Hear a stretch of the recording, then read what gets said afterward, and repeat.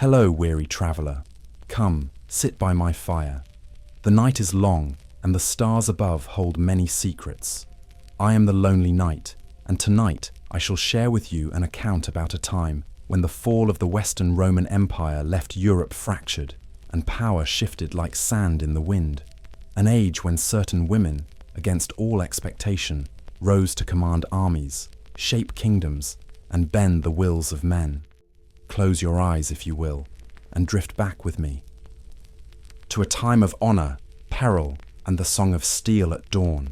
Tell me, wanderer, where do you listen from, and what hour finds you now?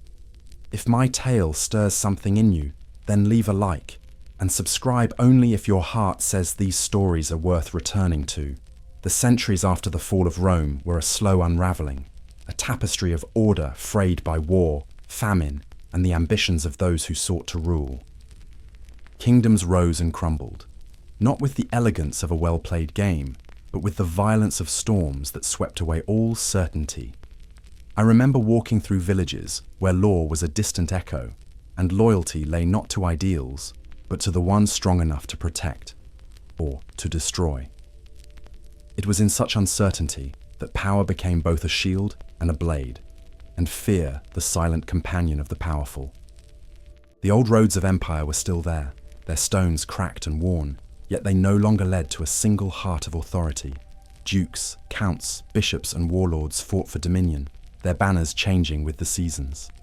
Amid this chaos, some women stepped forward, not by invitation, but by necessity or sheer will. They did not wait to be asked to lead. They seized the reins in a world that expected them only to endure in silence. Their presence on the stage of power was both an affront and a revelation. In the courts of kings and the cloisters of abbeys, whispers travelled faster than armies. A woman who commanded loyalty was not always called wise. Often she was named dangerous. To act with resolve in a man's realm was to court suspicion, to be seen as unnatural, as if strength itself were a sin against the order of the world. And yet, history shows they prevailed, sometimes for years, shaping laws, alliances, and even the fate of entire nations. The weight of that power came with a price few men could understand. It was not always the sword that inspired dread. Some ruled with the quill, with treaties and letters that carried the force of armies. Others bent the tides of war with counsel and strategy, their words shaping the choices of kings. Yet others did take up arms, standing beneath the same banners as men, their armor no less tested by blood and weather. These women did not live in the safety of legend. They stood in the peril of reality. I recall hearing the names of such women spoken in both fear and awe in the market squares. Men spoke of them in low voices, weighing whether they were cursed or blessed, saviors or destroyers. Often the truth was more complex. They were simply survivors in a time when survival itself demanded the strength to unmake enemies before they unmade you. Their stories were not crafted for comfort. They were carved in the harsh wood of necessity. Religion, too, cast its shadow over their fate. The church could anoint a queen or condemn her, could turn her victories into divine providence or into proof of heresy. A woman wielding power had to navigate both the altar and the battlefield, for to displease one could undo her in the eyes of all. The fear she inspired often came not from cruelty, but from the unsettling truth that she had mastered both worlds. The Dark Ages were not void of light. They were lit by brief, fierce flames that defied the gloom. Many of those flames were women, their fire burning in defiance of a society that preferred them dimmed. Yet fear was the language through which many men understood them, because to acknowledge their right to rule would have been to rewrite the order of creation itself. And so they were feared, even when they were needed most. I have walked in the ruins of halls they once commanded, the stone cold under my hand, the silence heavy. If I close my eyes, I can still feel the echo of their steps, steady and deliberate, as they moved through a world that did not want them, yet could not ignore them. Fear may have been the name men gave it, but what it truly was, I think, was the recognition of unshakable will. In an age when crowns were meant to weigh lightly upon a woman's head, there were some who wore them as armor. They did not inherit a gentle task. Their thrones were surrounded by blades both visible and hidden. Empress Matilda of England, daughter of Henry I, learned early that birthright meant little without the strength to claim it. Her struggle for the English crown plunged the realm into years of civil war, known as the Anarchy, where loyalty was bought with coin, fear, or blood. Matilda's resolve was carved from exile, betrayal, and siege. Even when surrounded in hostile territory, she escaped under the cover of night, cloaked in white to vanish against the snow. She was never crowned in Westminster, yet she held to her claim with a determination that bent the course of English succession. Her enemies called her arrogant, but what they feared was her refusal to bow to their will. Her life was proof that in the chaos of the Middle Ages, persistence was a weapon sharper than any sword. Far to the south, Queen Urraca of Leon and Castile faced her own storms. Inheriting her father's throne in the early 12th century, she became the first woman to rule both kingdoms in her own right. Her reign was beset by rebellions, wars, and the unending challenge of male nobles who doubted a woman's capacity to lead. She met each challenge with political cunning, shifting alliances as needed, sometimes against her own kin. Her strength was not in charm, but in her ability to remain standing when others expected her to fall. Both Matilda and Urraca were accused of pride, a word men often wielded to wound a woman who refused obedience. They were not beloved in the manner of gracious queens who played their roles quietly, yet their names endured in chronicles because they forced their contemporaries to reckon with a new image of power. They embodied the dangerous truth that a woman could command armies and realms without asking leave from any man. I recall hearing old chroniclers speak of their rule with tones both admiring and wary. In the eyes of the medieval court, their unflinching decisions made them formidable, but also dangerous to the balance of male authority. In a time when peace was often fragile, their refusal to yield was unsettling, for it suggested that a queen's will could rival, or even surpass, that of a king. Such thoughts were not easily endured by those who guarded tradition. It is tempting to see them as exceptions, but they were more than that. They stood as proof that the feudal order, so rigid in its hierarchies, could be bent by force of character. Their reigns were not without missteps and failures, yet every setback became another stone in the fortress of their reputations. The fear they inspired was less about cruelty and more about the challenge they posed to centuries of unquestioned custom. Their courts were places of sharp words and sharper intrigues, where a careless decision could unmake years of hard-won stability. And yet they navigated these treacherous waters with an instinct honed by necessity.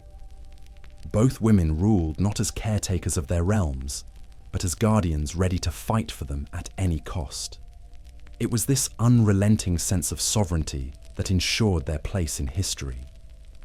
Even now, when I think of Matilda's long march through the snows, or Urraca's unbending stance before her rebellious lords, I see not defiance for its own sake, but the steady hand of a ruler unwilling to let the weight of a crown crush her. In their stories, I hear the echo of steel, not from the battlefield alone, but from within their own hearts. Some rulers are born into calm waters. Brunhilde was cast into a sea of constant storms. A Visigothic princess by birth, she came to the Frankish realm through marriage to King Sigibert I of Austrasia in the 6th century. What began as a union of alliance soon became a trial by fire, for the Merovingian courts were arenas where betrayal was an accepted art. Brunhilde learned swiftly that survival required not only dignity, but the capacity to strike first when threatened. When her husband was assassinated in the bloody rivalry with Neustria, she did not retreat into widowhood. Instead, she stepped into the role of regent for her young son, confronting the power of the Frankish nobility head-on. Her years as ruler saw her building roads, strengthening cities, and enforcing royal authority. Yet all these acts of governance were shadowed by the ever-present blade of vengeance. To her enemies, she was not a restorer of order, but a danger that could not be tamed. Brunhilde's life was a chain of alliances and conflicts, each link forged in necessity. She married her daughters into positions of influence, tied her fate to shifting political factions, and outmaneuvered rivals in courts where trust was a rare coin. Her tenacity allowed her to wield influence for decades, a remarkable feat in a period where women were often swept aside once their sons reached manhood. But with every victory came new grudges, and the ledger of revenge grew long. Her feud with Fredegund of Neustria became the stuff of legend, a relentless struggle between two women whose wills shaped the fate of kingdoms. This rivalry was not simply personal, it was political. Its battles fought through assassinations, shifting alliances, and open war. The Frankish realms became a chessboard upon which each sought to eliminate the other, with kings, princes, and generals as pieces to be moved or removed.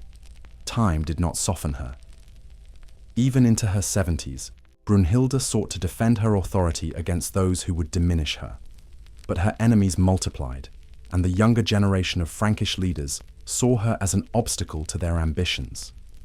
The alliance that finally brought her down was built not on justice, but on the desire to end her long shadow over Austrasia. Her final capture was a moment her rivals had awaited for years. The manner of her execution revealed the depth of their hatred. She was accused of causing the deaths of multiple Frankish kings, charges steeped in both truth and political exaggeration, and condemned without mercy. Bound to the tail of a wild horse and dragged to her death, she met her end in 613 in a spectacle meant to erase her legacy. Yet history remembers such ends not as erasures, but as marks of the fear she inspired.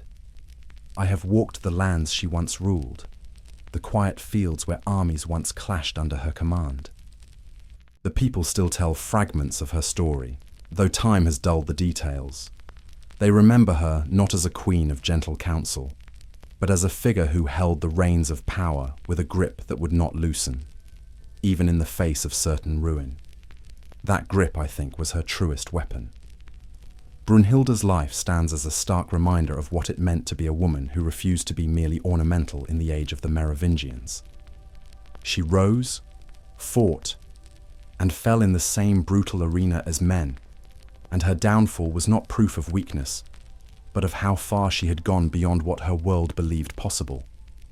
Her name lingers because she dared to rule as if no boundary had been drawn for her. Her beginnings were far from royal halls. Fredegund entered the world of Frankish power as a servant in Queen Audovera's household, yet her sharp mind and unyielding ambition drew her into the orbit of King Chilperic III. She maneuvered with quiet precision, replacing the queen she once served and securing the throne beside him.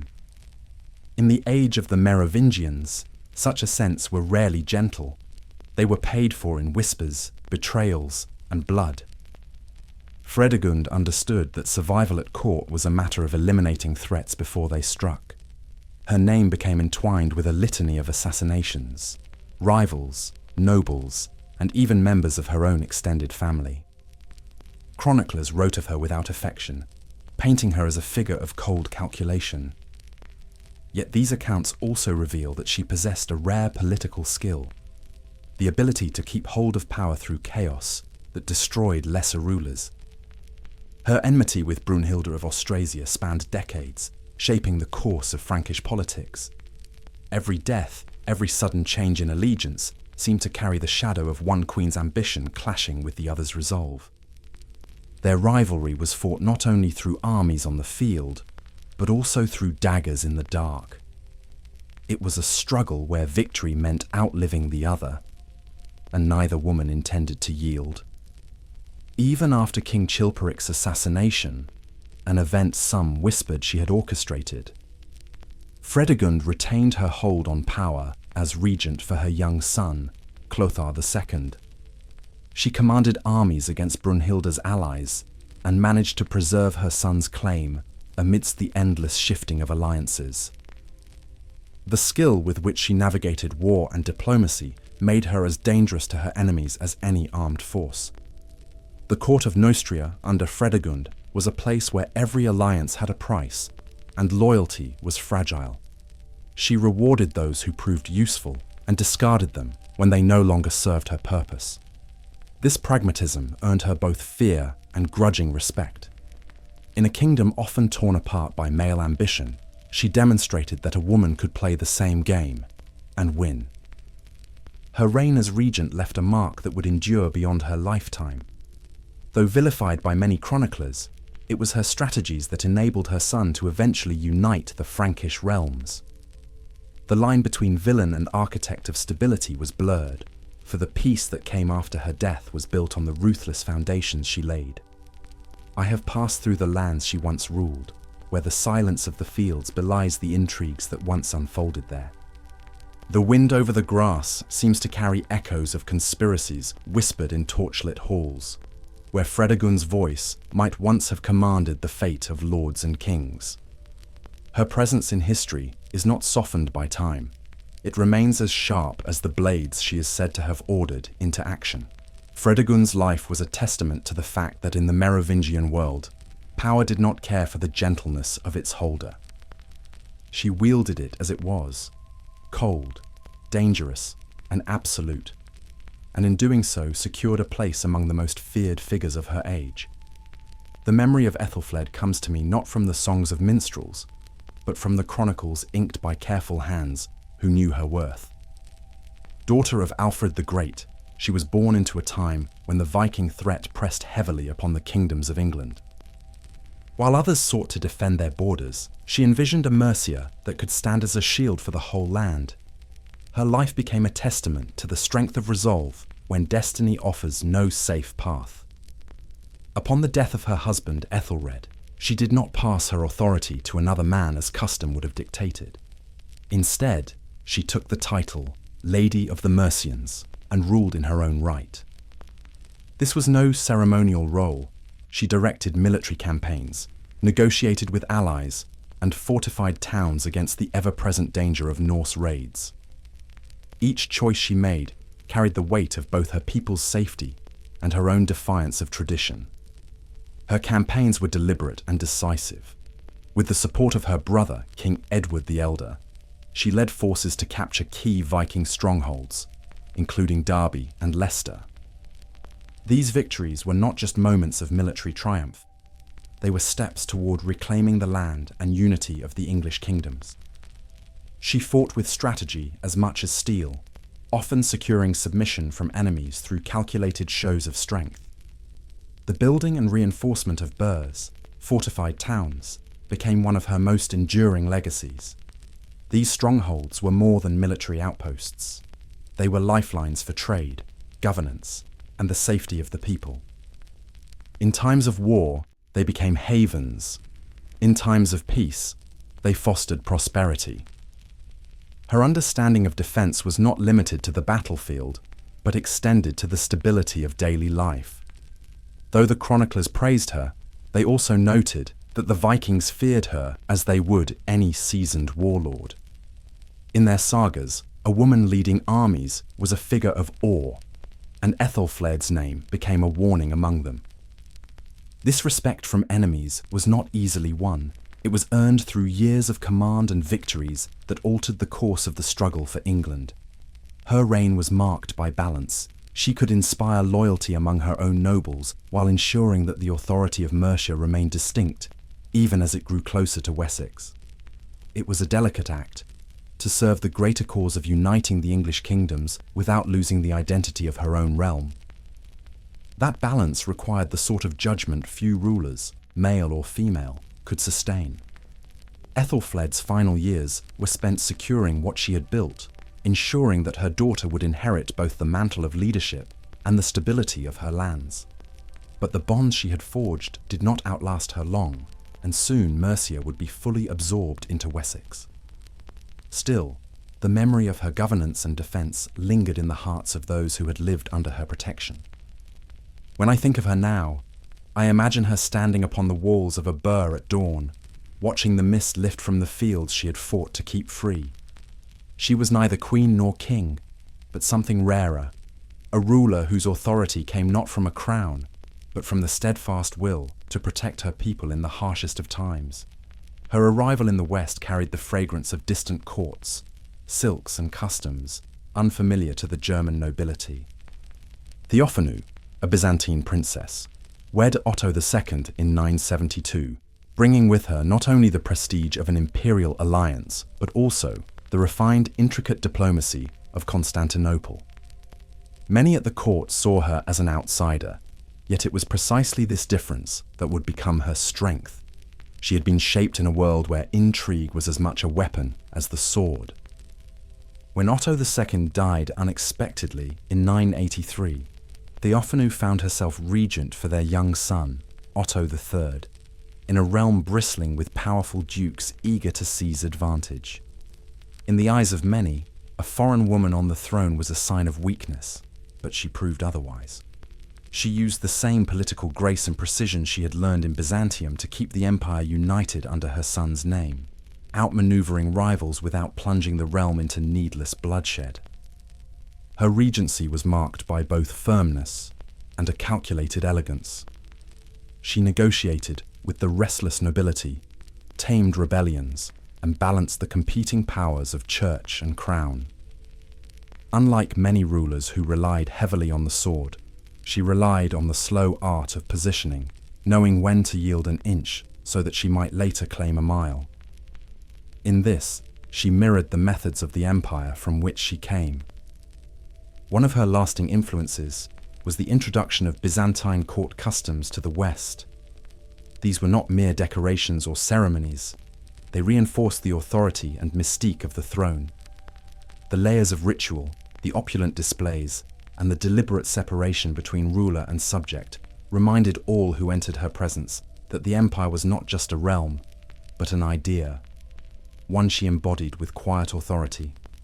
Her life was not without peril. Rebellions flared, and neighboring rulers tested her resolve. Yet she maintained alliances with a skill that preserved stability in an empire always at risk of fracturing. Even those who disapproved of her heritage began to acknowledge her capability, for she brought a level of refinement and governance that strengthened the imperial image abroad. Theophanu's regency also served as a crucial bridge between the Ottonian and Byzantine worlds. She ensured her son would be raised with both traditions, blending the militaristic strength of the Germanic rulers with the sophisticated statecraft of the East.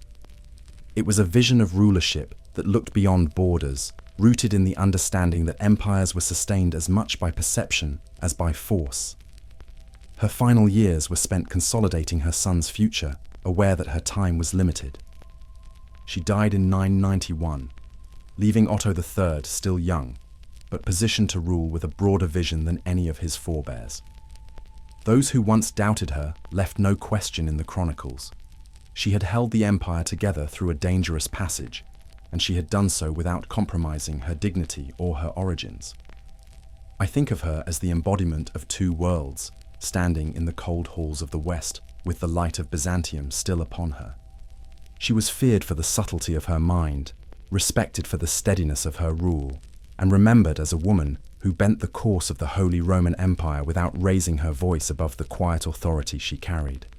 Few figures of the Middle Ages moved through the courts of Europe with the same confidence as Eleanor of Aquitaine. Heiress to one of the richest duchies in France, she was wed first to King Louis VII of France and later to Henry II of England, placing her at the heart of two of the most powerful kingdoms of the age. Yet her influence went far beyond the marriages that bound her to crowns. She carried herself as one whose authority was her own. Her years as Queen of France were marked by the ill-fated Second Crusade.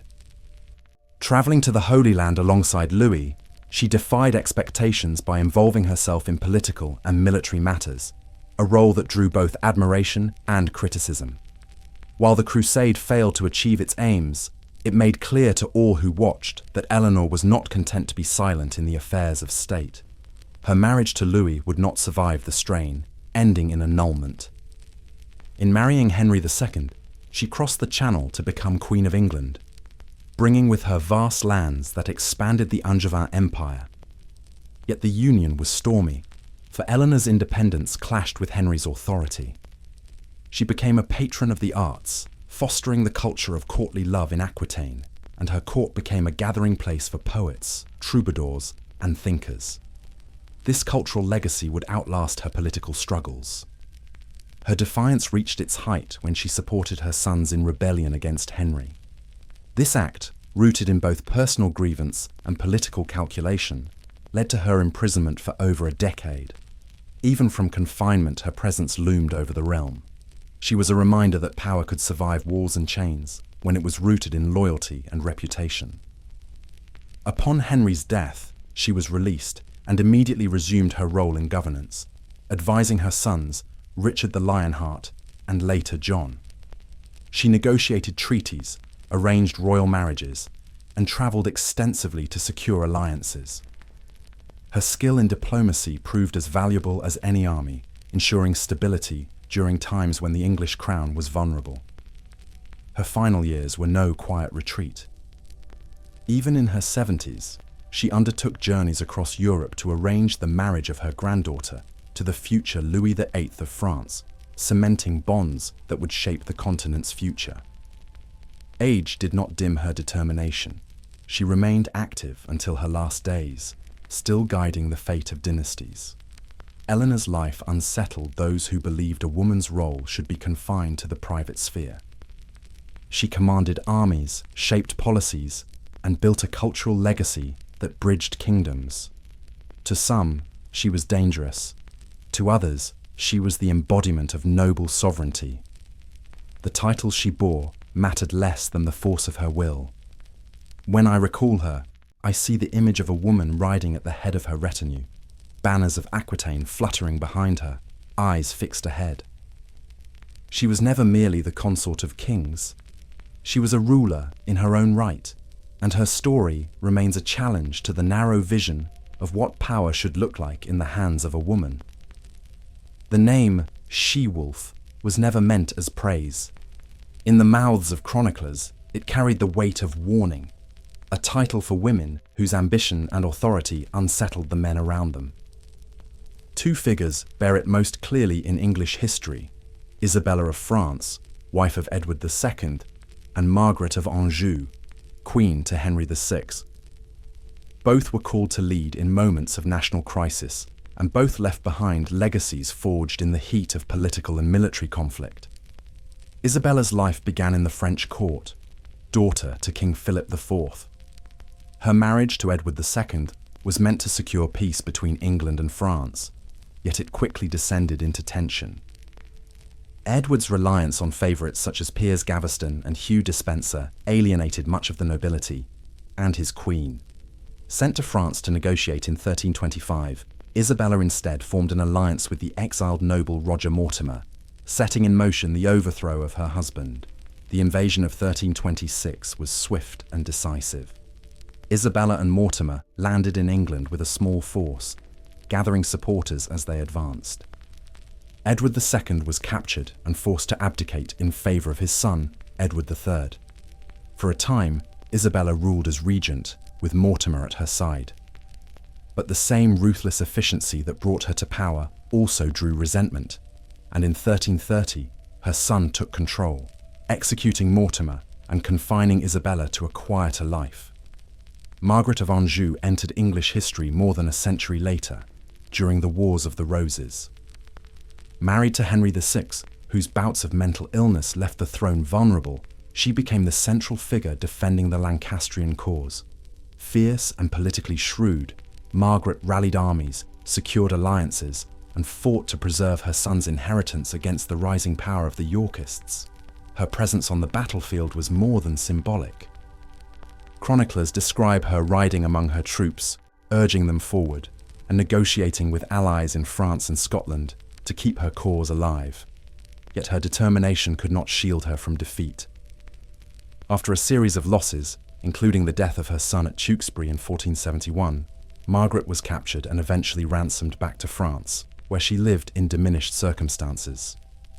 Both women were branded with the title of She-Wolf because they refused to accept the limits imposed upon them. Their strength was measured not in quiet endurance, but in the ability to alter the course of kingdoms. That defiance, while necessary to their aims, became the lens through which their enemies judged them. ensuring their names were remembered with a mixture of awe and suspicion. It is telling that in both cases, their fiercest critics were men who feared the disruption of the natural order. A queen who acted as a sovereign in all but name challenged not only political stability, but the cultural expectations of her sex. To those unwilling to see them as leaders, they became creatures of predatory intent, a label meant to diminish, yet one that only sharpened their legend. I imagine them in different centuries, yet bound by the same unyielding fire. Isabella, cloaked in the authority of a regent. Margaret, armoured in the urgency of civil war. They were called wolves to strip them of humanity, yet in truth, they were women who understood the cost of power and chose to pay it in full. In the rugged hills and fortified towns of northern Italy, Matilda of Tuscany carved her place in history through loyalty and command. Born in 1046 into one of the most powerful noble families in the region, she inherited vast lands stretching from Lombardy to Tuscany. Her influence spanned not only geography, but the politics of an era when the balance between emperor and pope could ignite wars. She chose her side early, and she never wavered. The investiture controversy defined her public life. When Pope Gregory VII clashed with Holy Roman Emperor Henry IV over the right to appoint bishops, Matilda stood firmly with the papacy. This was no distant allegiance. She sheltered the Pope in her castles, provided troops, and used her strategic position to block imperial advances. Her commitment to Gregory's cause was as much about principle as it was about the preservation of ecclesiastical independence in Italy. One of the most enduring scenes of her life was the winter of 1077 at Canossa. It was in her castle that Henry IV, excommunicated and desperate, came to seek absolution from Gregory VII. For 3 days, he stood barefoot in the snow, awaiting the Pope's forgiveness. Though the meeting's political outcomes remained debated, its symbolism endured, and Matilda's role as host placed her at the heart of one of medieval Europe's defining moments. Her support for the papacy came at a cost. Henry IV launched campaigns into her territories, and battles scarred the lands she ruled. Yet Matilda was more than capable of defending her holdings. She led troops personally, a rare sight for a woman of her time, and coordinated alliances with other Italian lords to resist imperial incursions. Her military leadership was matched by her skill in fortifying her strongholds, ensuring they could withstand prolonged sieges. Chroniclers noted her piety, but they also recognized her as a shrewd political actor. She used her wealth to endow monasteries and churches, strengthening her moral authority while binding local communities to her cause. By uniting religious devotion with practical governance, she maintained a grip on her territories that proved difficult for her enemies to break. In her later years, Matilda continued to mediate between papal and imperial interests, even as the political landscape shifted. She never relinquished her loyalty to the papacy, and her legacy became intertwined with the idea of the Church as a counterbalance to secular power. Her steadfastness earned her respect among allies and the grudging recognition of her opponents. By the time of her death in 1115, she had secured a reputation as both a guardian of the Church and a formidable military commander. The lands she controlled passed into papal hands, fulfilling her long-held vision of strengthening the spiritual authority she had defended for decades. Her burial in St. Peter's Basilica, centuries later, was a testament to the enduring gratitude of the papacy. When I think of Matilda, I see her not only in armor on the battlements, but also in the quiet moments, reading letters from Rome by candlelight, her mind fixed on the cause she had bound her life to. She stood where faith and strategy met, proving that devotion could be as sharp and unyielding as a drawn sword. Her name reached my ears long before I knew her story. In the year 1429, France was weary from the long shadow of the 100 Years' War, its people torn by English occupation and internal division. Into this turmoil stepped a young peasant from Domremy, claiming to be guided by divine voices. Joan of Arc was unlike any figure the age had seen, a girl who spoke with the certainty of kings and the fervor of prophets. She sought an audience with Charles VII, the Dauphin of France, convincing him that she was sent to deliver the kingdom from its enemies. Skeptics surrounded her, questioning her origin, her visions, and her place among men of arms. Yet she overcame them not by pleading, but by the force of her conviction. Armed with a banner rather than a sword, she stepped into the heart of a struggle that had worn nations thin. The siege of Orléans became her proving ground. Leading French forces into battle, she transformed the spirit of the troops, turning hesitation into momentum. Chroniclers spoke of her riding through the ranks, clad in white armor, unyielding even when wounded. Within days, the city was freed, a turning point that shifted the course of the war and breathed new hope into a beleaguered realm. Her presence at Patay sealed her reputation. French forces, inspired by her leadership, struck a decisive blow against the English. Yet Joan's victories were not merely military, they were symbolic. She embodied the possibility that divine will could move through the most unexpected of vessels, challenging the established order of both church and crown. But the same qualities that brought her glory also sowed her undoing. Captured by Burgundian allies of the English in 1430, she was handed over to her enemies. Her trial in Rouen was less about heresy than about removing a political threat cloaked in sanctity. They sought to discredit her voices, her visions, and her right to lead. Under interrogation, she held firm. Even when tricked, pressed, and promised release, she refused to deny what she believed had come from God. For her accusers, this was defiance that could not be tolerated. In May 1431, she was condemned to death and burned at the stake, her banner present even in her final moments. Witnesses said she called upon Christ with her last breath. In the years that followed, her memory refused to fade. She was declared innocent decades later, canonized centuries afterward, and remains a national heroine of France. Her life is a reminder that courage is not measured in years lived, but in the willingness to stand unshaken in the face of overwhelming force. I see her still, not in the flames, but in the light of dawn at Orléans, the white folds of her banner lifting in the wind, her voice carrying over the din of battle. Joan of Arc was feared by her foes because she was a living challenge to their order, and revered by her allies because she was the embodiment of hope in its purest form. Far to the east of the Crusader kingdoms, beyond the mountains where Europe meets Asia, rose the reign of Queen Tamar of Georgia. Born in 1160, she inherited the throne in a land poised between empires, where survival required both diplomacy and the sword. Her ascension was met with resistance from nobles who doubted a woman's right to rule, yet she quickly proved that her will was stronger than the doubts that surrounded her. Her early years on the throne were marked by careful reform. Tamar replaced disloyal ministers, reinforced royal authority, and ensured that the treasury could support both governance and military campaigns. She understood that stability at home was as essential as victory abroad.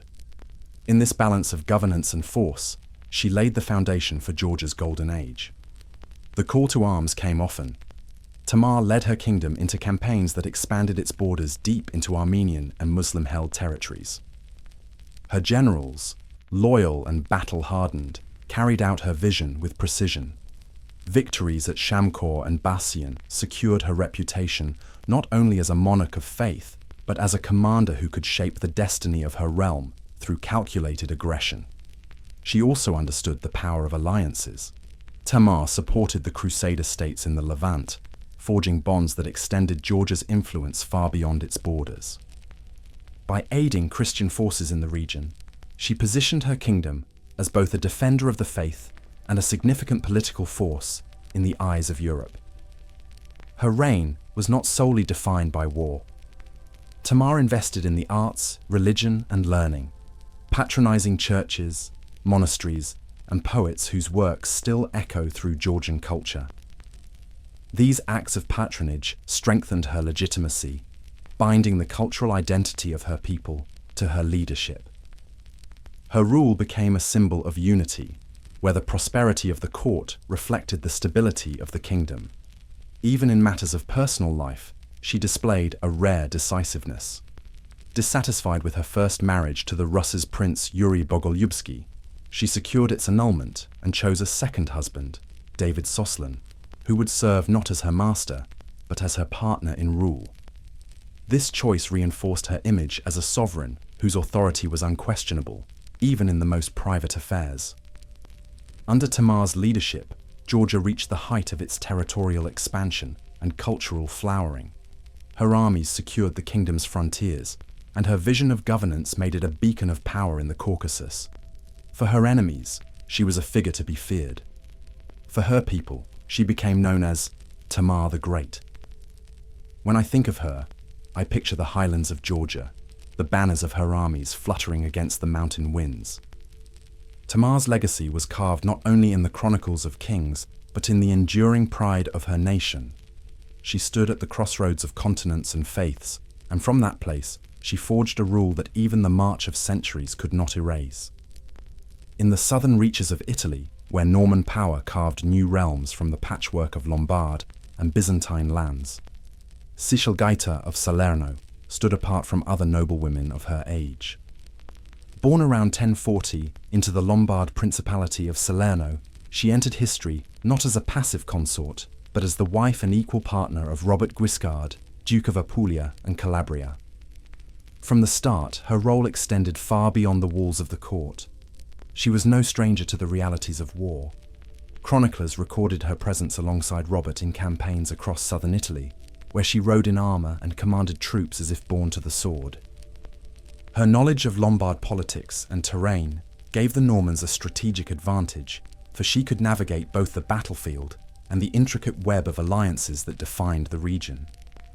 In 1081, when the Norman forces marched into the Byzantine Empire, Sichelgaita rode with them. At the Battle of Dyrrhachium, she is said to have rallied fleeing soldiers, her voice cutting through the chaos, her spear held high. This image, a duchess in full armor urging warriors back into the fray, became part of her enduring legend, a reminder that her courage was not symbolic, but lived. Her influence extended into diplomacy as well. Sichelgaita acted as mediator between Norman leaders and Lombard nobles, bridging the cultural divide that could have undermined Robert's campaigns. She understood that unity was as vital as victory, and her position as a Lombard by birth gave her credibility that no Norman could claim. The Duchess also wielded power in governance. In Robert's absence, she managed the affairs of their territories, overseeing taxation, justice, and the defense of key fortresses.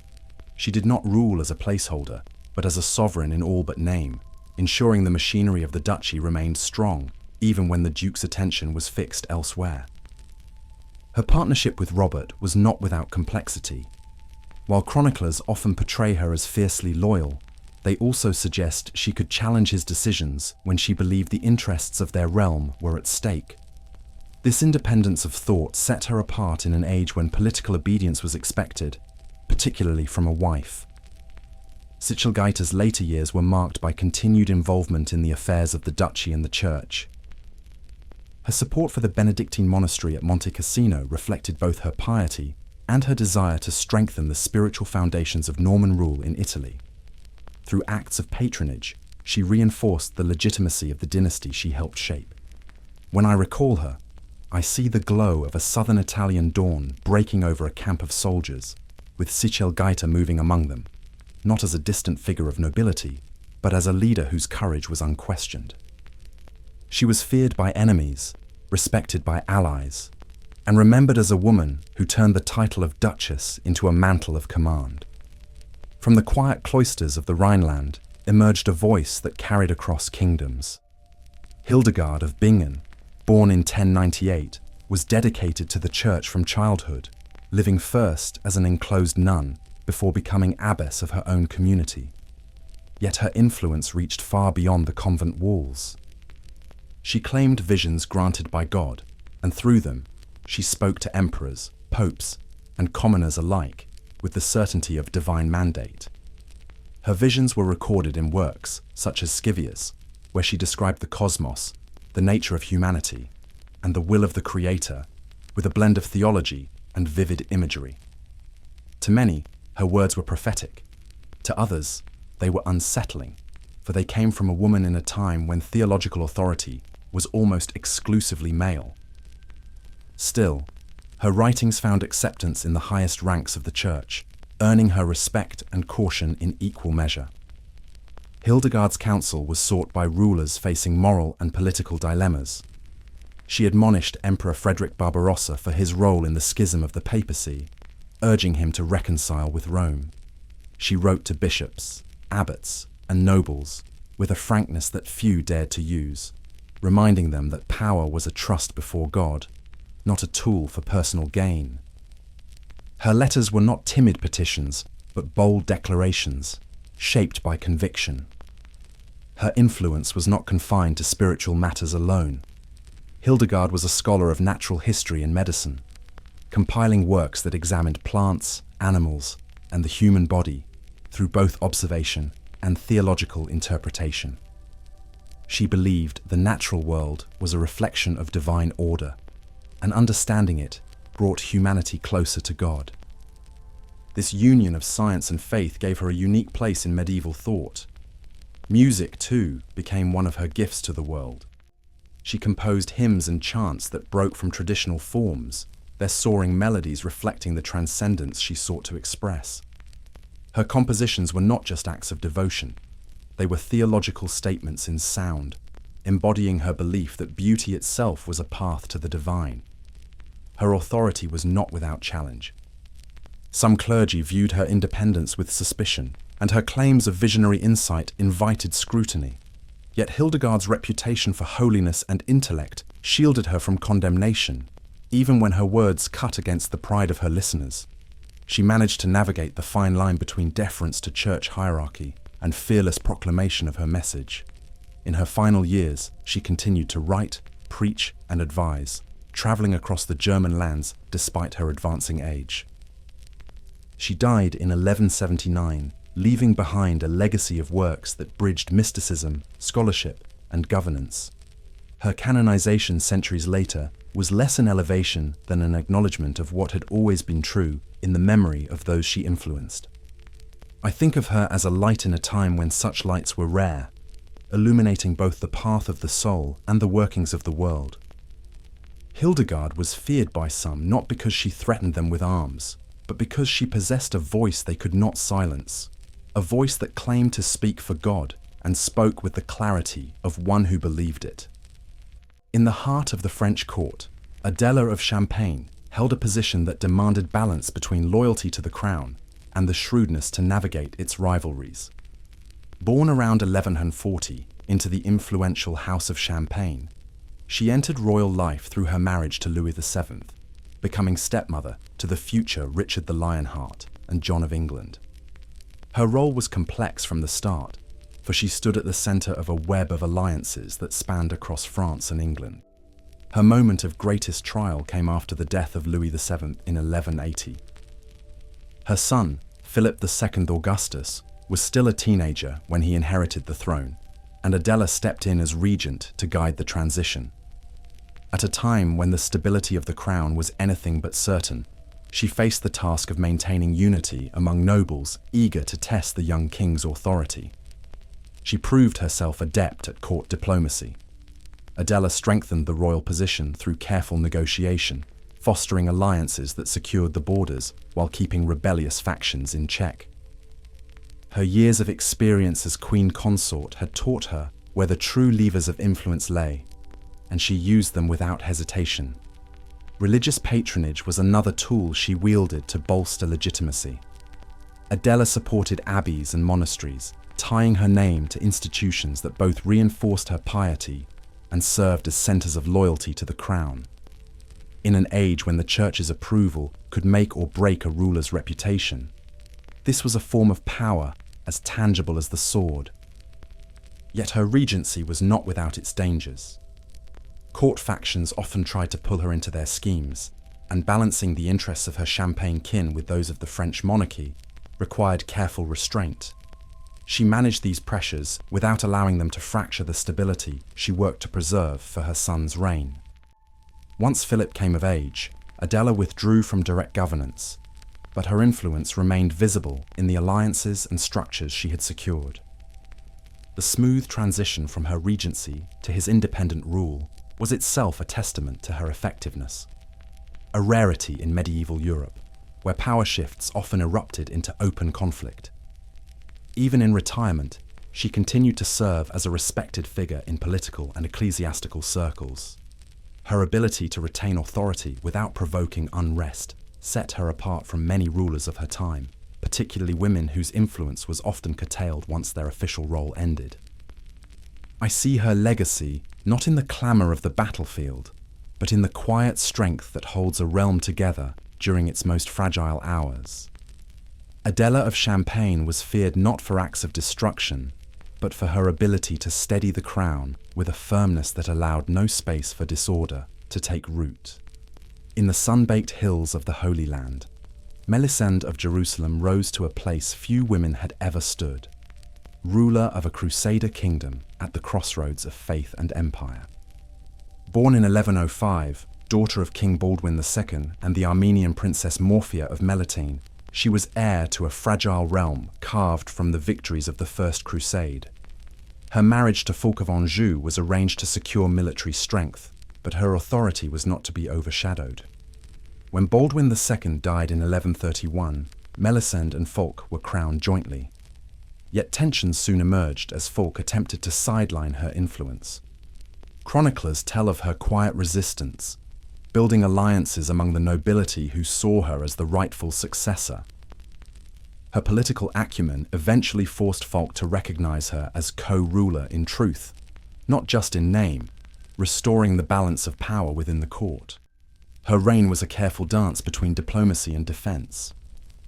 The Kingdom of Jerusalem was surrounded by powerful Muslim states, and its survival depended on a web of alliances with both Western Crusaders and local Christian and Muslim leaders. Melisende navigated these relationships with tact, ensuring that her kingdom remained a viable power in the region.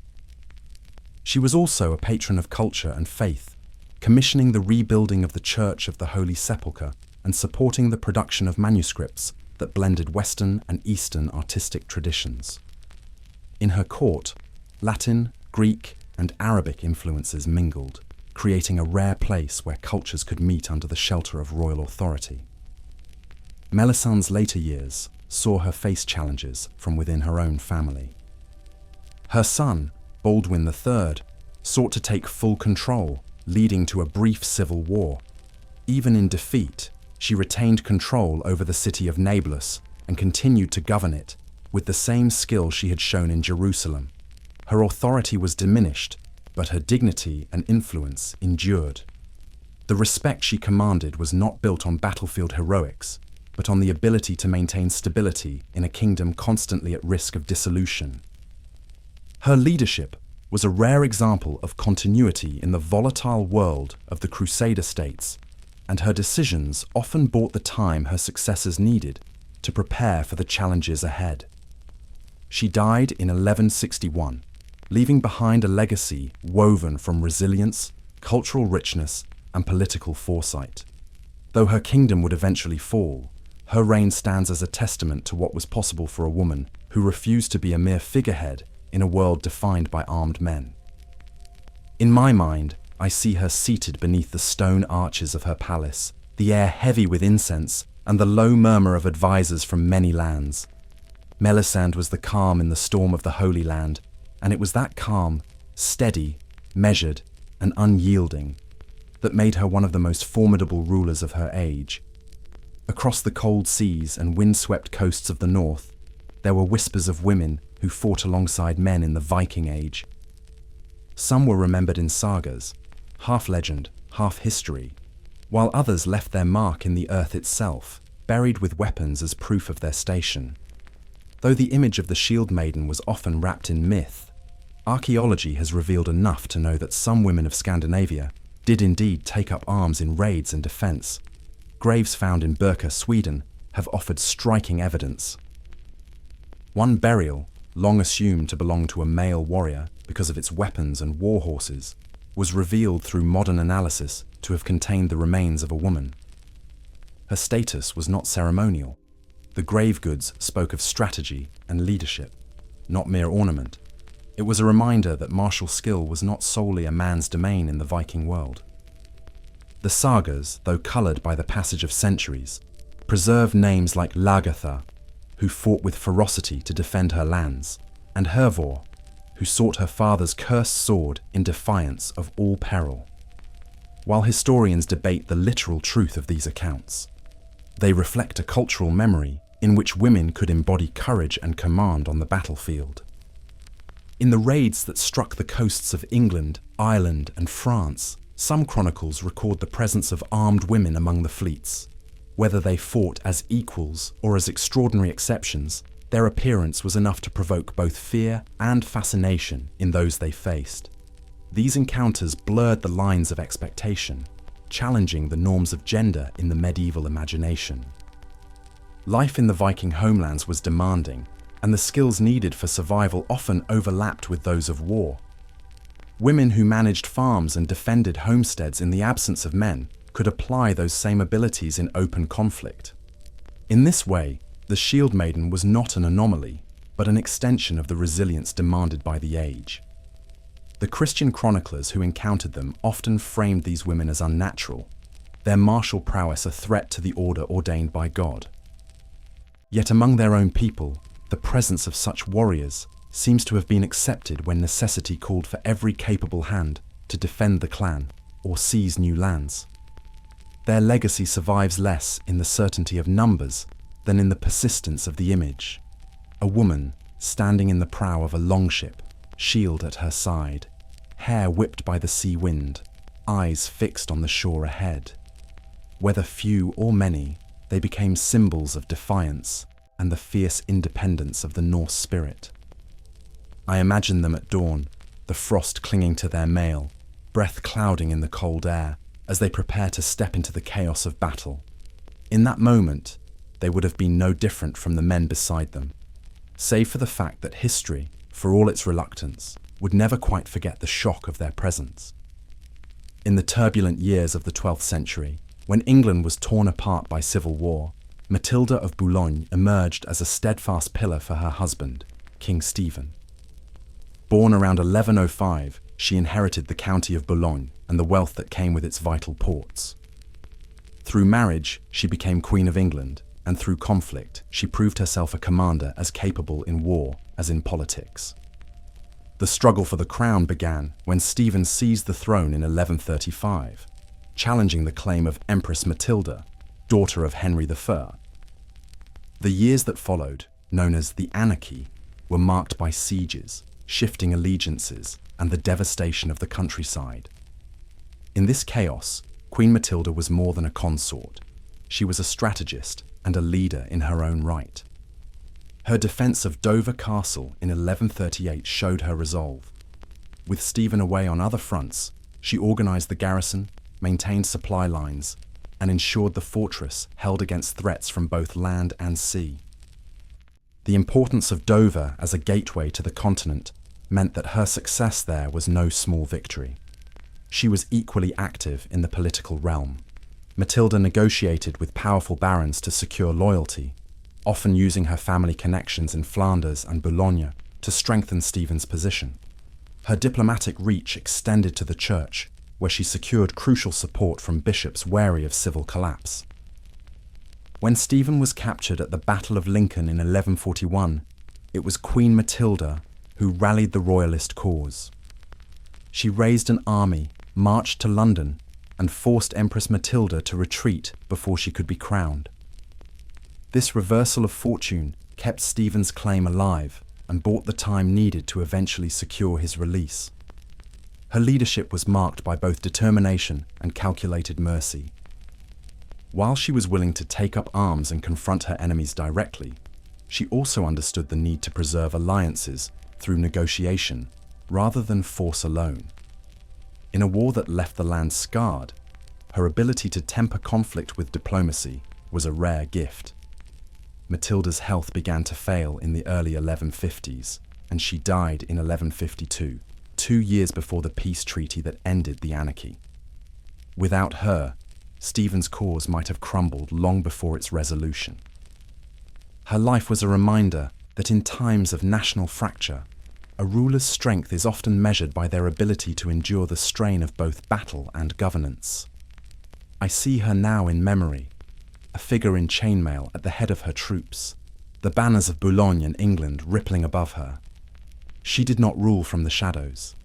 She stood where the danger was greatest, proving that the crown's survival could rest as much on the courage of a queen as on the sword of a king.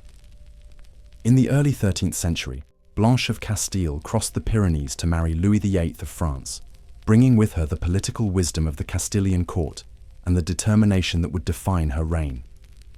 She was daughter to King Alfonso VIII of Castile and granddaughter to Eleanor of Aquitaine, inheriting a legacy of formidable queenship. Yet it was as mother and regent to Louis the Mine that she would leave her deepest mark on France. When Louis VIII died in 1226, their son was only 12 years old. Blanche immediately assumed the regency, facing a kingdom threatened by rebellious nobles eager to exploit the young king's youth. Her response was swift and unwavering. She called loyal vassals to arms, secured the crown's authority, and personally negotiated with rivals, ensuring that the monarchy remained intact. Her firmness extended to matters of justice and governance. Blanche strengthened royal authority in the provinces, appointed trusted administrators, and upheld the law even when it meant confronting powerful lords. Her regency was not a passive guardianship. It was an active assertion of the crown's supremacy, with no tolerance for disorder. Diplomacy was among her greatest tools. Blanche secured peace with England through the Treaty of Paris in 1229, stabilizing the realm's western front. She also maintained alliances within the church, using piety as both a personal devotion and a political shield against criticism. Her ability to weave together faith and statecraft strengthened her legitimacy in a male-dominated political arena. She was deeply involved in the spiritual upbringing of her son, instilling in him the values that would later define him as Saint Louis. Yet this maternal devotion was matched by a political vigilance that never faltered. Even when Louis reached adulthood, she continued to act as his advisor, especially during his absences on crusade. During the king's first crusade in 1248, Blanche once again governed as regent. She dealt with famine, unrest, and external threats while maintaining order. Her skill in balancing firmness with calculated clemency kept the kingdom stable until Louis's return, reinforcing her reputation as the unshakable guardian of the French crown. Chroniclers admired her resolve, but often remarked on the severity of her rule. To some, she was too rigid, too unyielding in her pursuit of order. Yet it was precisely this iron discipline that preserved the monarchy through decades of potential crisis. Her reign as regent proved that the crown could be defended as fiercely by a mother as by a king. I picture her in the Great Hall of Paris, seated beneath the fleur-de-lis, her gaze steady and her voice measured. Blanche of Castile did not merely hold the throne for her son, she fortified it, ensuring that when he sat upon it, he inherited a kingdom unbroken. In the mid-10th century, the Kievan Russes stood as a growing power between the forests of the north and the steppes of the south.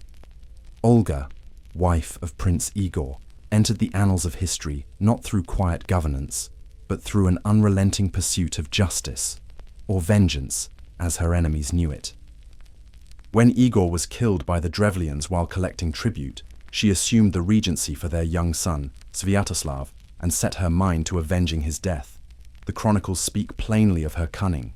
When the Drevlians sent emissaries proposing she marry their prince, Olga had them buried alive in a trench. A second embassy met a fiery end in a bathhouse, locked inside and set ablaze. These acts were not wild outbursts, but calculated displays of power, meant to crush the will of a people who believed a widow could be easily subdued. Her campaign against the Drevlians culminated in the siege of their capital, Iskorostan.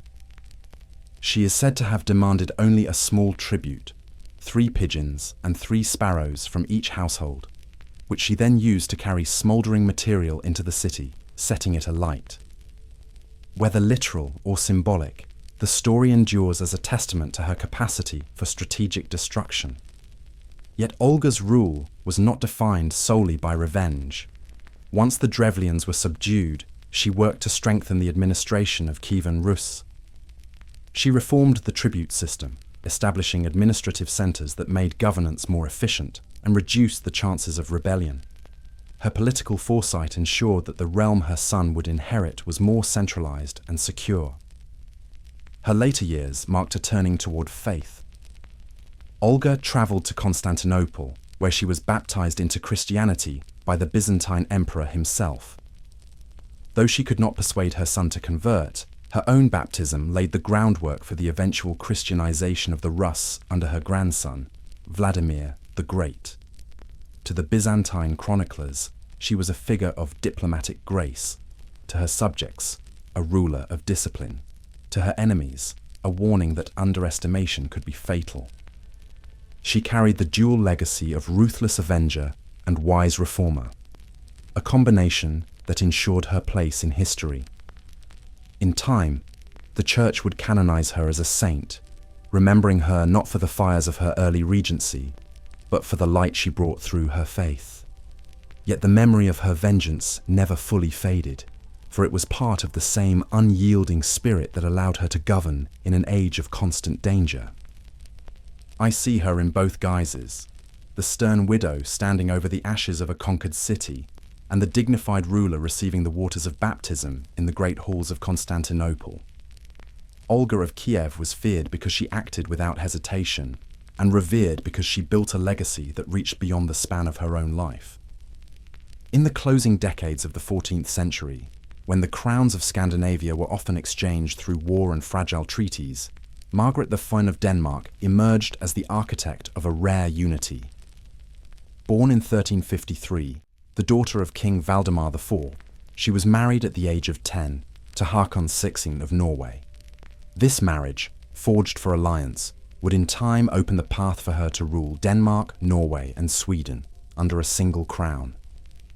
Her rise was marked by persistence and an unshakable grasp of politics. After the deaths of her father, husband, and only son, many might have expected her influence to fade. Instead, she secured the election of her grandnephew, Eric of Pomerania, to the thrones, placing herself as regent.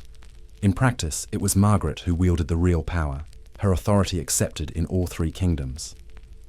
The union she envisioned was not one of loose alliance, but of shared monarchy, able to resist the external threats from the German Hanseatic League and the Teutonic Knights. In 1397, she brought the rulers and nobles of Denmark, Norway, and Sweden together at Kalmar to formalize the agreement that bore the city's name. Though the union was fraught with internal rivalries, it stood as a testament to her diplomatic skill. Margaret governed with a mixture of firmness and restraint. She curbed the excesses of the nobility, reasserted the authority of the crown over church and land, and ensured that taxation served the needs of the state rather than the greed of individuals. Her ability to balance the competing interests of 3 distinct realms was unmatched in her time. The Queen's rule was not without resistance. Some Swedish factions opposed her authority, and the Hanseatic merchants were wary of her consolidation of power. Yet Margaret navigated these challenges with patient negotiation and, when needed, decisive military action. She did not seek war for glory, but she did not shrink from it when it was required to defend the stability she had built. Her personal life was marked by austerity. Contemporary accounts describe her as avoiding unnecessary display, preferring the image of a careful steward rather than a distant monarch. This, too, was part of her strength. She projected herself as the guardian of the realm, not as a figure above it. When she died in 1412, she left behind a union that would endure for more than a century, shaping the history of Northern Europe. While later rulers would struggle to maintain it, the vision and framework were undeniably hers. She had not only worn 3 crowns, but bound them together in a way that no ruler before her had achieved. I picture her on the shores of Kalmar, the sea wind catching her cloak, her eyes fixed beyond the horizon. Margaret I of Denmark was feared for her control, respected for her vision, and remembered as the monarch who forged unity from the rivalries of kings. In the sunlit courts of southern France, where troubadours sang of chivalry and love, Ermengarde of Narbonne ruled with a mind sharpened for politics. Born in 1127, she inherited the Viscounty of Narbonne as a young woman, becoming one of the few female rulers in Occitania. Her lands lay between the ambitions of the Crown of Aragon and the Kingdom of France, making her position one of constant negotiation and vigilance. She embraced the culture of her region, hosting poets and fostering the ideals of courtly refinement. Yet she never allowed the pageantry of her court to distract from the realities of power. Her alliances were carefully chosen, balancing the demands of neighboring rulers while preserving the autonomy of Narbonne. To her subjects, she was both patron and protector, ensuring prosperity in a land often threatened by war. Ermengarde's political skill extended to military matters. She maintained a capable defense force, aware that diplomacy carried weight only when backed by the means to enforce it. In times of conflict, she could mobilize her vassals and fortify her lands, demonstrating that her rule was not ornamental, but grounded in authority. Her relationship with the Crown of Aragon was central to her strategy. By aligning with Ramon Berenguer IV, Count of Barcelona, she secured an alliance that deterred aggression from rivals while strengthening her influence in the politics of the wider region. Yet she did not allow this alliance to compromise her independence, navigating it with the care of one who knew the cost of yielding too much. The presence of the troubadour tradition in her court added to her prestige. She used culture as a form of soft power, drawing notable figures whose works elevated Narbonne's reputation across Occitania. This fusion of cultural and political authority reinforced her position among the southern lords, making her a figure respected beyond her borders. As a woman in power, she faced the constant challenge of maintaining legitimacy in a world where inheritance laws often favored male succession. Ermengarde countered this by demonstrating competence at every level of governance, from overseeing justice to managing trade. Her steady hand left little room for doubt among her vassals or peers. Her later years were marked by the same calculated stewardship that defined her youth. She continued to safeguard Narbonne's autonomy, even as shifting allegiances in France and Aragon threatened the balance she had built. Her death in 1197 closed a chapter on one of the most politically astute rulers of her time. I think of her seated in a hall open to the warm Mediterranean air, a scroll in one hand and a map in the other, the murmur of poets in the background. Ermengarde of Narbonne ruled not with brute force, but with a patience and precision that made her one of the most respected, and quietly feared, figures of the medieval South. In the shifting power struggles between England and France, Isabella of Angoulême became a figure whose influence stirred both courts. Born around 1186, she was betrothed to Hugh IX of Lusignan, but King John of England seized her hand in marriage in 1200, breaking the alliance and igniting hostility with the Lusignan family. This union was as much an act of strategy as of desire, placing Isabella at the center of a volatile political stage. Her position as queen consort was marked by turbulence. King John's reign faced constant unrest, from noble rebellion to the loss of English territories in France. Chroniclers suggest Isabella played a role in the court's intrigues, cultivating her own influence while navigating the growing tensions that surrounded her husband's rule. Her beauty and ambition became part of her reputation, fueling both admiration and suspicion. After John's death in 1216, Isabella returned to France with her young son, Henry III, leaving England in the hands of regents. In her homeland, she married Hugh X of Lusignan, uniting her claims with the very family John had once alienated. This marriage gave her considerable power in Poitou and the surrounding regions, where the lines between loyalty to France and England were often blurred. Her later years were defined by her involvement in regional conflicts. She was accused by some chroniclers of plotting against the French crown, particularly during the reign of Louis IX. Whether these accusations were truth or political invention, they cemented her image as a queen whose ambitions could cross borders and stir unrest. Isabella's ability to maneuver between allegiances made her a complex figure. She maintained her influence in Lusignan lands while securing advantageous marriages for her children, ensuring that her family remained prominent in both French and English politics. Her skill in securing alliances demonstrated a shrewd understanding of dynastic power. Yet her assertiveness often drew hostility. The French court viewed her with mistrust, aware that her loyalties might shift if it served her interests. In the volatile political climate of 13th century France, such adaptability could be a survival skill, but it also made her a perpetual suspect in the eyes of kings.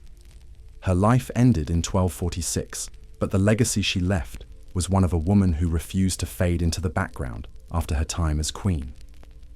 She moved between courts and causes with an independence rare for her era, shaping events in subtle but lasting ways.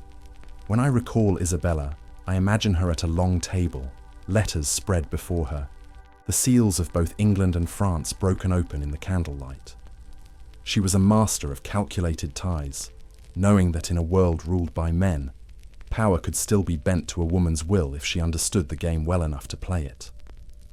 In the sun-drenched courts of southern Italy, Joanna of Wine of Naples ruled over a kingdom where power was as fragile as it was coveted.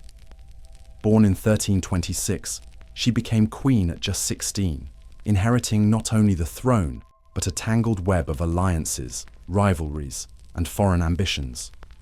Her reign would be marked by constant challenges to her authority, each testing her resolve and shaping her reputation for both intrigue and resilience. Her first marriage to Andrew of Hungary became the source of her greatest controversy. Andrew's claim to the Neapolitan crown threatened Joanna's sole sovereignty, and when he was murdered in 1345 under mysterious circumstances, suspicion fell heavily upon her. Whether or not she was involved, the event gave her enemies the weapon they needed to undermine her rule, and the shadow of that accusation would follow her for the rest of her life. Facing invasion from the Hungarian King Louis I, Andrew's brother, Joanna fled to Provence. There she secured the support of Pope Clement VI, who formally cleared her of the charges. Her marriage to Louis of Taranto further solidified her position, allowing her to return to Naples and reclaim her throne, though the cost was an enduring distrust among her nobles. Her governance blended diplomacy with calculated alliances. Joanna maintained ties with the papacy, navigated disputes with powerful Italian families, and engaged in the intricate politics of the Mediterranean, where Naples was both a crossroads of commerce and a prize for foreign powers. Yet her reliance on shifting marriages and personal alliances kept her in a constant state of political maneuvering. The Queen's religious and cultural patronage was significant. She supported churches, monasteries, and scholars, fostering an image of refinement that contrasted with the accusations of her detractors. In her court, art and politics intertwined, creating an atmosphere that reflected both her ambition and her desire to legitimize her reign through grandeur. Still, her later years were marked by renewed instability. Disputes over succession and renewed hostility from Hungary once again placed her throne in jeopardy. Her adoption of Louis of Anjou as heir alienated other claimants and intensified the political divisions within her realm. In 1382, her fortunes collapsed. Charles of Durazzo, a rival claimant backed by Hungary, captured Naples and imprisoned Joanna. That same year, she was strangled in her cell, a violent end to a reign that had begun with promise and endured through decades of controversy and survival. When I think of Joanna, I see the contrast that defined her, a ruler capable of great political skill and cultural vision, yet haunted by the suspicions and betrayals that marked her life. She was feared for her will, doubted for her methods, and remembered as a queen who fought to hold her crown in a world determined to take it from her. In the shifting political landscape of Renaissance Italy, Caterina Sforza stood as a figure both admired and feared.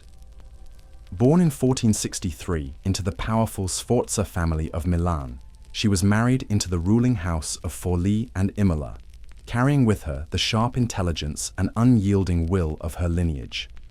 From her youth, she learned that in Italy's patchwork of city-states, survival required a readiness to act swiftly and without hesitation.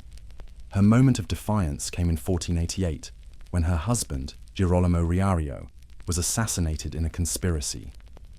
With the citadel of Forlì under threat and her children held hostage by the rebels, Caterina famously ascended the fortress walls and dared her enemies to kill her heirs, declaring she could bear more sons. This act of audacity broke the spirit of her opponents and secured her control over the city. As ruler, she proved herself a capable and ruthless leader. Caterina fortified her domains, reorganized defenses, and maintained a disciplined military force loyal to her personally. Her understanding of warfare went beyond tactics. She knew the importance of controlling resources, forging strategic alliances, and projecting an image of strength that deterred rebellion. Her rule was not free of conflict. The competing ambitions of neighboring states, the Pope's authority, and the shifting alliances of Italian politics meant she was constantly maneuvering to maintain her position. She used marriage as a political tool, forging and breaking alliances as the needs of Forlì demanded. In this, she was as pragmatic as any male condottiero of her age. Her defiance reached new heights in 1499, when Cesare Borgia, backed by his father, Pope Alexander VI, launched a campaign to conquer the Romagna. Caterina resisted fiercely, holding out in the fortress of Ravaldino for weeks, despite being outnumbered and besieged by modern artillery. Her stubborn defense became legendary, even though the fortress eventually fell. Captured by Borgia, she endured imprisonment in Rome, where she refused to submit to humiliation or abandon her claims. Even in captivity, she negotiated for her release with the same determination she had shown in battle. Eventually freed, she retired to Florence, where she lived under the protection of the Medici family. Her political career ended, but her spirit unbroken. Caterina's later years were quieter, yet her reputation endured as one of the most formidable women of Renaissance Italy. She became a symbol of resilience, remembered not only for her daring on the fortress walls, but for her skill in governing and defending her lands against overwhelming odds. I picture her standing in the wind atop Ravaldino, the banners of Forlì still flying, her gaze fixed on the enemy lines below. Caterina Sforza ruled with the mind of a strategist and the heart of a warrior, earning the title Tigress not by birthright, but by the ferocity with which she defended what was hers. In the hills and fortified towns of Languedoc, where the Cathar faith took root in the 12th and 13th centuries, women played a role that defied the expectations of medieval Christendom. The Cathars, condemned as heretics by the Catholic Church, believed in spiritual equality between men and women, granting women authority as leaders, teachers, and healers. This belief placed them in direct opposition to the dominant religious order, and it was in this context that their courage was tested. Many women became perfectae, fully initiated members of the Cathar faith, renouncing worldly possessions and living lives of strict devotion. They traveled between communities, offering spiritual guidance and performing rites. In an age when the church restricted female authority, the sight of a woman blessing the faithful or preaching doctrine was itself an act of quiet rebellion. The Albigensian Crusade, launched in 1209 to eradicate the Cathar movement, turned these women into targets. They sheltered fugitives, smuggled messages between besieged towns, and maintained networks of resistance that sustained the faith even as armies advanced. Their presence in the fight was not on the battlefield, but in the lifelines they provided to a people under siege. At the siege of Montségur in 1244, women stood alongside men in the final defense of the fortress.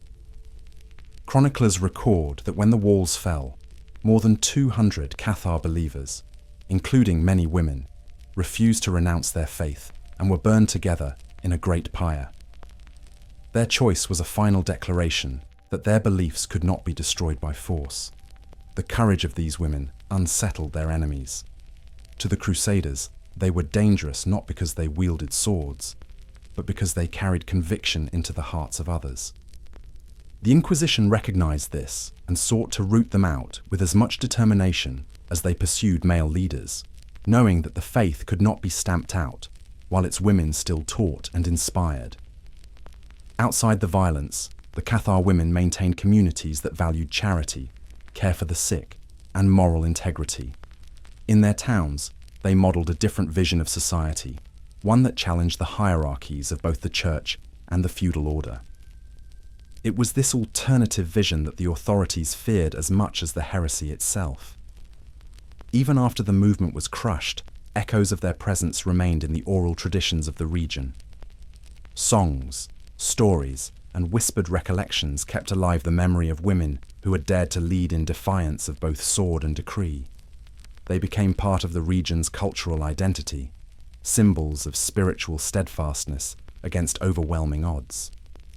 I imagine them in the stone halls of Montségur on the eve of the final assault, speaking softly by candlelight, not of surrender, but of faith.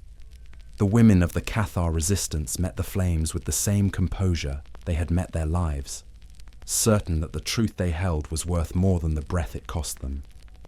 When Eleanor of Provence arrived in England in 1236 to marry King Henry III, she brought with her the refinement of her southern homeland and the seeds of tension that would mark her life at court. Born around 1223, daughter of Ramon Berenguer IV, Count of Provence, she entered a realm already wary of foreign influence. Her charm and beauty were praised, but her favour toward her Provençal relatives soon stirred resentment among the English nobility. As queen, she wielded considerable influence over Henry, encouraging him to grant positions, lands, and wealth to her family members. These acts, seen as favoritism, alienated barons who felt their own rights and traditions were being ignored. Discontent simmered, feeding into the broader political unrest that would later erupt into open conflict between the crown and its nobles. Eleanor was no passive figure in the unfolding strife. She managed her own estates with skill, ensured her children were strategically married, and acted as an active political partner to her husband. Yet, her assertiveness was interpreted by many as arrogance, and her voice in matters of state only deepened the hostility directed toward her. The resentment reached a public breaking point in 1263. While travelling by barge along the Thames, she was attacked by a mob in London, pelted with stones, mud, and insults. Her guards barely managed to bring her to safety. The incident was not just personal humiliation, it was a reflection of the deep divide between the crown and the people. During the Barons' War, Eleanor's loyalty to Henry was unwavering.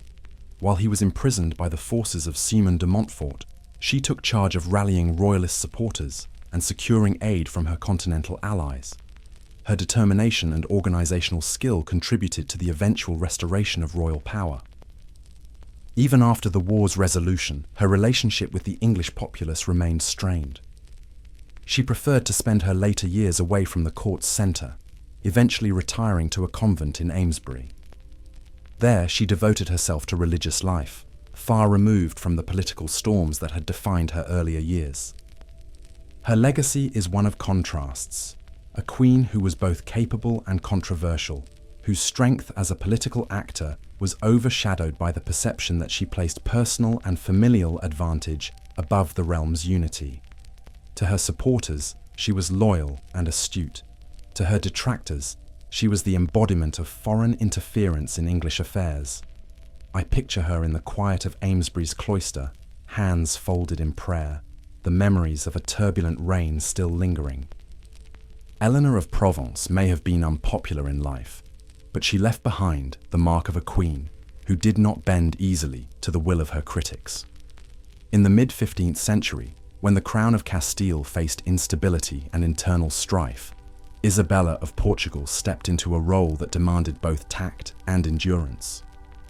Born in 1428, she was the daughter of Infante John of Portugal and Isabella of Barcelos, and through marriage, to King John II of Castile, she became queen consort in a court fraught with factional rivalries. Her presence would be most deeply felt during the years when her husband's health began to fail. As John II's illness worsened, the task of maintaining order in the kingdom increasingly fell to her. Isabella worked to mediate disputes between the powerful noble families whose rivalries threatened to erupt into violence. She understood that the survival of the monarchy depended on keeping these factions from splintering the realm into competing territories. Her diplomacy extended beyond the court. Isabella cultivated strong ties with the church, securing its support for her regency and using its influence to temper noble unrest. She also engaged in correspondence with neighboring kingdoms, ensuring that Castile's position abroad remained stable during this vulnerable period. When her son, the future Henry IV, inherited the throne in 1454, Isabella's earlier efforts bore fruit. Though his reign would bring its own troubles, the groundwork she had laid ensured that the kingdom did not collapse in the transition. Her ability to act decisively without provoking open rebellion was a testament to her political skill. Isabella's influence was felt in more than governance alone. She fostered the education and marriage prospects of her children, understanding that dynastic alliances were as important as military strength. In doing so, she contributed to the positioning of Castile within the broader network of Iberian and European politics. Her years as queen and regent were not without personal challenge. The constant strain of court politics and the weight of responsibility took their toll, yet she never withdrew from her duties until her health began to falter. Even in illness, she remained a respected voice, consulted by those who valued her judgment. She died in 1496, long after her formal role in governance had ended. But her legacy lived on through the stability she helped secure in a precarious era. Isabella of Portugal demonstrated that authority in a kingdom did not always rest on military might. Sometimes it was the patient work of holding a fractured realm together. I envision her in the audience hall of Castile, speaking with measured words, her eyes steady as nobles weighed their choices. Isabella of Portugal was a queen whose power came from the quiet force of her diplomacy, a strength that bound the kingdom in times when it could have easily fallen apart. In the early 14th century, when the War of the Breton Succession divided Brittany, Joanna of Flanders emerged as a leader whose audacity defied the expectations placed upon women. Born around 1295, she was married to John of Montfort, a claimant to the duchy. When her husband was captured by the forces of Charles of Blois, backed by France, Joanna assumed command of the Montfortist cause, refusing to concede defeat. Her most famous stand came in 1342, during the siege of Hennebont. Surrounded by enemy forces, Joanna rallied the defenders, moving through the streets in armor and urging resistance. She organized a daring sortie, leading a cavalry charge that set fire to the enemy's camp, forcing them to retreat and giving the besieged city a crucial reprieve. Chroniclers recorded the astonishment of soldiers who had never seen a woman command in such a way. Joanna's determination earned her the nickname Jeanne la Flamme, Joan the Flame, a title that reflected both her fiery spirit and her willingness to risk all in defense of her cause. She sought aid from England, personally traveling to plead for reinforcements from King Edward III. Her diplomatic efforts secured the support that would keep the Montfortist claim alive. Her leadership, however, came at great personal cost. After years of relentless campaigning, the pressures of war and political intrigue began to take a toll on her mind. By the mid-1340s, she was reportedly showing signs of severe mental illness, a condition that eventually led to her confinement in England for the remainder of her life. Despite her decline, the memory of her early exploits continued to inspire. In a conflict dominated by knights and seasoned commanders, Joanna's presence was a reminder that courage and strategy were not bound by gender. Her defense of Hennebont became one of the defining moments of the Breton struggle. The chroniclers who admired her bravery also grappled with her later fate. often framing her as both heroic and tragic. Her story carried the dual weight of triumph and downfall, reflecting the harsh realities of medieval politics, where victory could quickly turn into exile or obscurity. Though she never returned to Brittany, her influence lingered in the course of the war, as the English alliance she secured continued to shape events long after she was sidelined. She had altered the trajectory of the conflict in its earliest and most desperate phase. I see her still at the gates of Hennebont, the glow of burning tents in the night, her voice carrying over the clash of steel. Joanna of Flanders was called mad, but in the hour of danger, her courage burned brighter than the fear that held others back. Across medieval Europe, certain abbesses wielded authority that rivaled that of secular lords. These women were not only spiritual leaders, but also temporal rulers, controlling lands, vassals, and wealth granted to their abbeys. Their position allowed them to influence politics, administer justice, and manage resources, often with the same autonomy as a count or duke. The combination of religious sanctity and secular power made them figures both respected and resented. One of the most prominent examples was the Abbey of Fontevraud in France, a unique institution where both monks and nuns lived under the authority of an abbess. The women who held this office commanded vast estates and maintained direct relations with monarchs. Their leadership demonstrated that ecclesiastical office could serve as a legitimate path to political power for women in a rigidly patriarchal society. Abbesses often acted as feudal overlords, collecting rents, administering courts, and overseeing the defense of their lands. Their domains could include villages, farmland, and fortified structures, and they were responsible for the well-being of their tenants. The obligations of protection and governance were as binding for them as for any lay noble. Their influence extended into royal politics. Kings and princes sought their counsel, and some abbesses served as mediators in disputes between noble houses. In times of war, their abbeys could provide refuge to the displaced, or in some cases, resources to military campaigns aligned with their political interests. This power, however, brought them into conflict with both secular authorities and the male hierarchy of the church. Some bishops resented their independence, and disputes over jurisdiction were common. The abbesses defended their privileges fiercely, citing royal charters and papal bulls that confirmed their rights. Their role as landholders also tied them to the rhythms of medieval economy.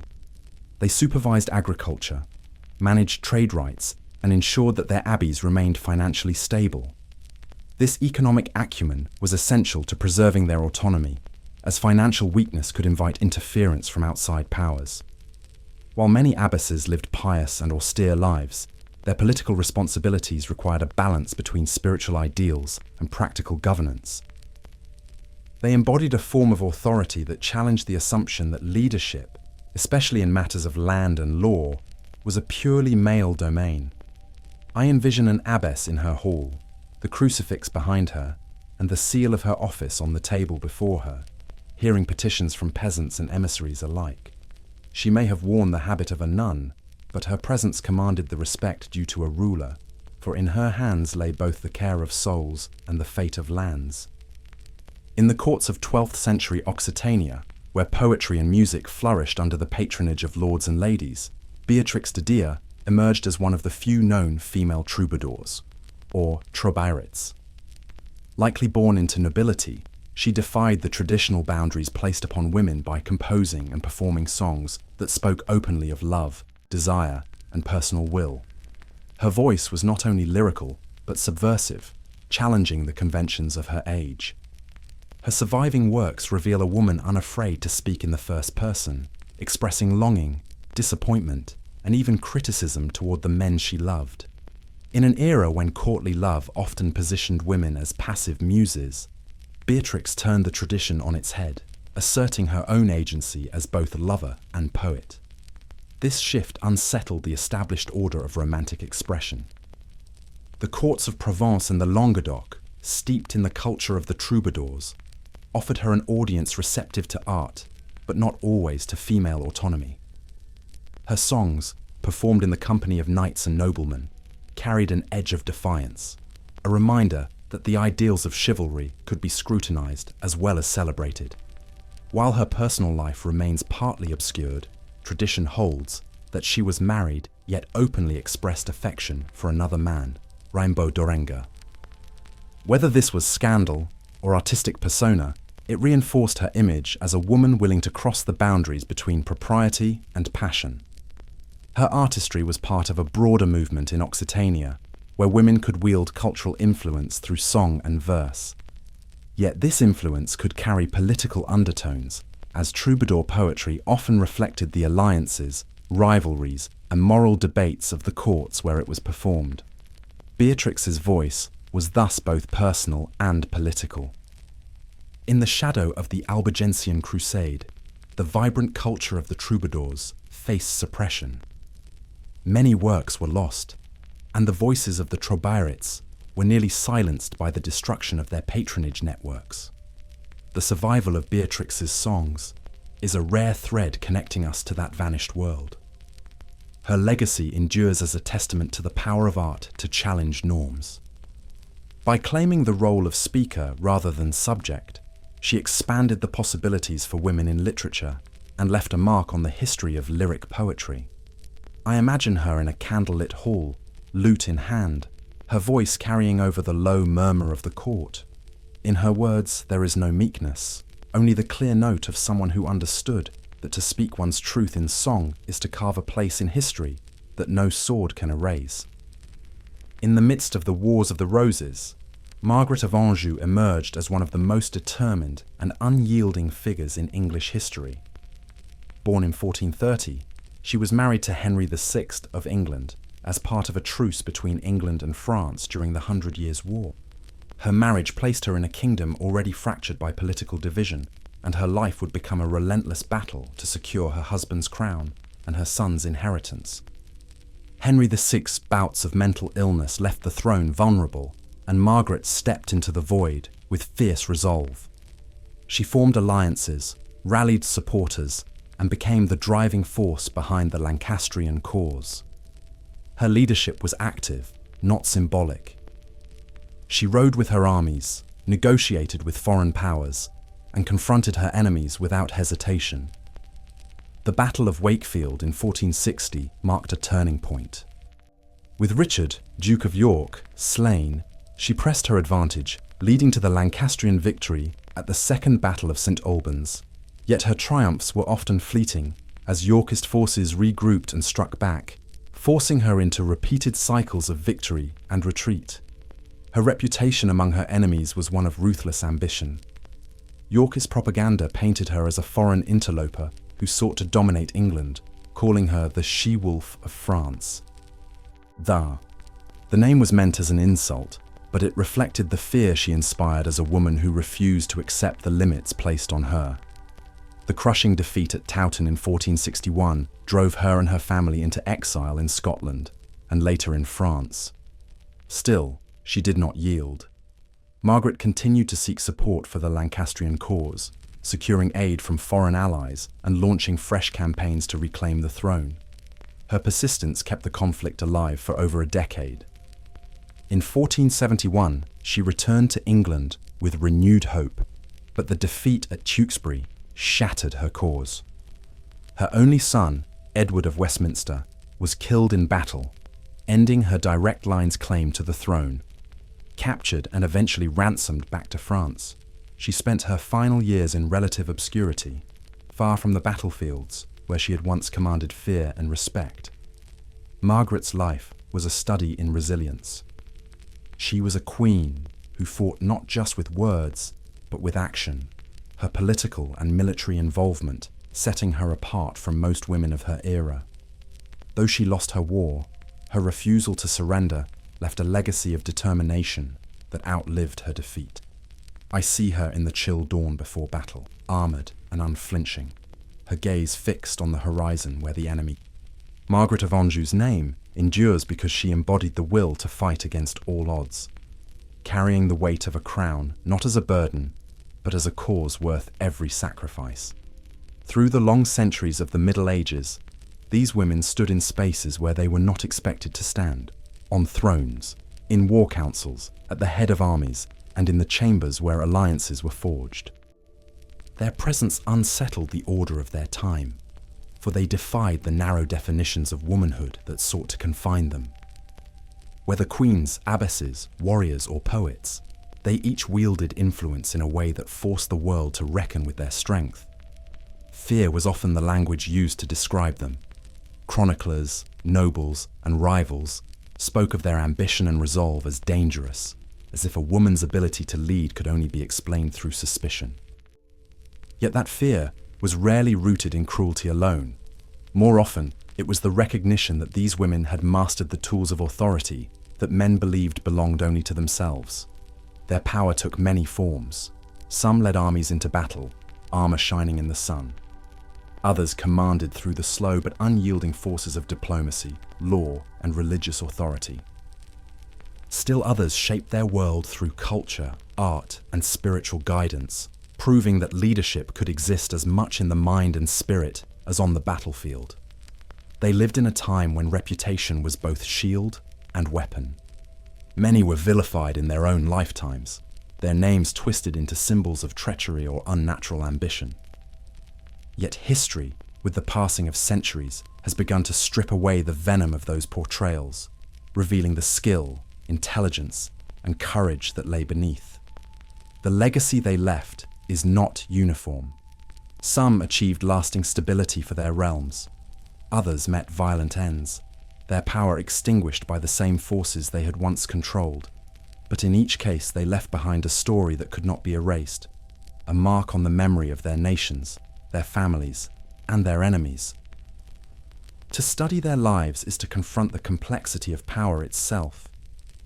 It is to see that strength is rarely pure, that leadership in any age demands decisions that will divide opinion, and that survival in the arena of politics often requires a readiness to be misunderstood.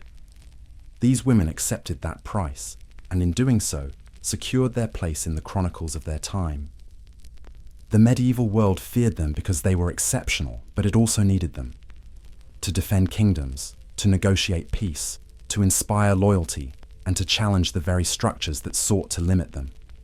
They stood in the breach when others faltered, their will becoming the anchor that held the fragile order together.